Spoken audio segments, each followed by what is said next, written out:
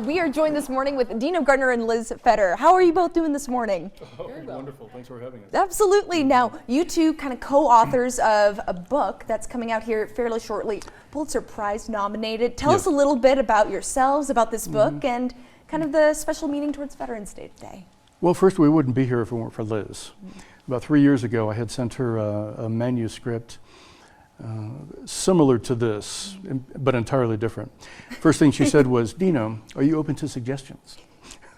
Gotta love that. And then it went from a 600-page single volume book, which is basically an I Love Me and You Should Too book, to a trilogy that was nominated for the Pulitzer Prize. Wow. Yeah, so Liz is our driving force in nuclear energy.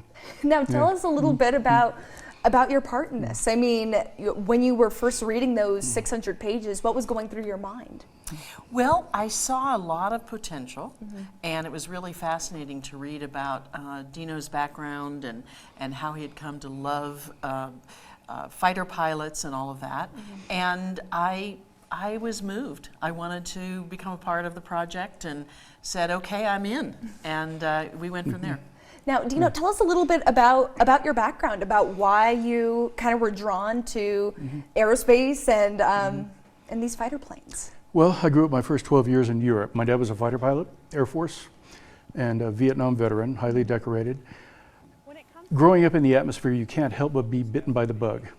And you either accept it or you hate it and just migrate away from it.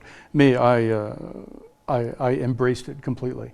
I met with fighter pilots when growing up in Europe from World War I, World War II, Korea, and then Vietnam, and later on the Gulf War and Kosovo War. So I've been immersed in the atmosphere since forever.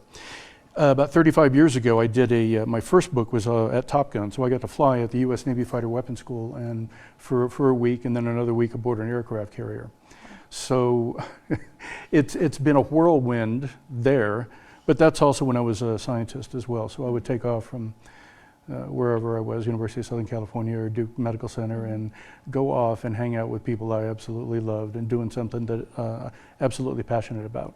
Wow, and just one volume of 3. So people are, That's right. I'm sure, eager to start collecting. Now, if anyone's interested in AEROMASTERS, where can they learn more about it? Where can they purchase this book?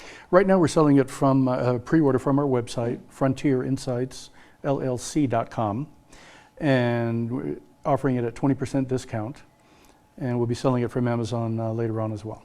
Very nice. Both of you, thank you so much for coming on to Montana this morning and sharing us a little bit about this labor of love that you guys put into this book. Really appreciate your Pleasure. time. Thank you. Absolutely. We're going to take a short break here on Montana this morning. When we come back, though, Matt is going to have a look at that forecast.